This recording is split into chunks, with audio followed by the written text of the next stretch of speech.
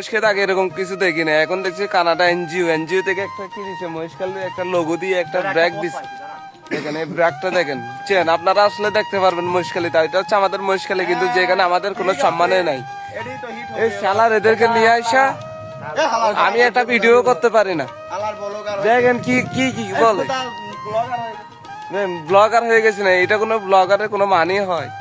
আমি আছি বর্তমান রাম মন্দিরে, এটাই নাকি ব্লগারের একটা কাজ। দেখেন এটা কি বলে, এটা এটা কোথা থেকে দিচ্ছে আমাদের আমাদের দিছে, এটা আমাদের দিছে।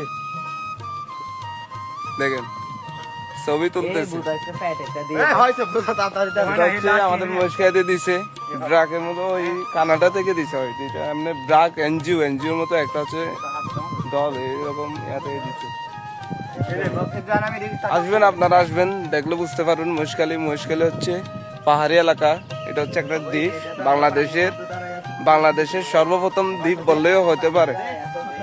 এই দ্বীপটা হচ্ছে অনেক বড় বাংলাদেশের, এটা হয়।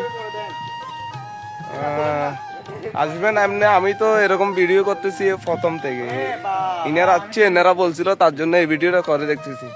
আর এটা হচ্ছে আমাদের রাম মন্দির, জয় শ্রীরাম। আমাদের রাম মন্দির হচ্ছে, এটা হয়েছে কত সালে জানি, এটা 22 না 23 এটা উদ্বোধন করছিল, না 24 মনে হয়, 24 হয়তো উদ্বোধন করছিল। এর আগে ছিল মন্দির, বুঝছেন।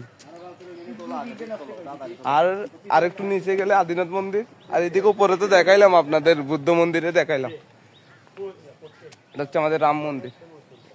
এই জায়গায় আসলে না নিজেকে অসহায় লাগে, কারণ আমরা এই অঞ্চলের ফোলা পাই না, এখানে আমাদের জন্মভূমি, কিন্তু আমাদের মানে সম্মান থাকে না। আমরা ভাবছিলাম বড় হলে অনেকজনের সাথে পরিচিত হব, কিন্তু ছোট টাকাতে হচ্ছে বেটার।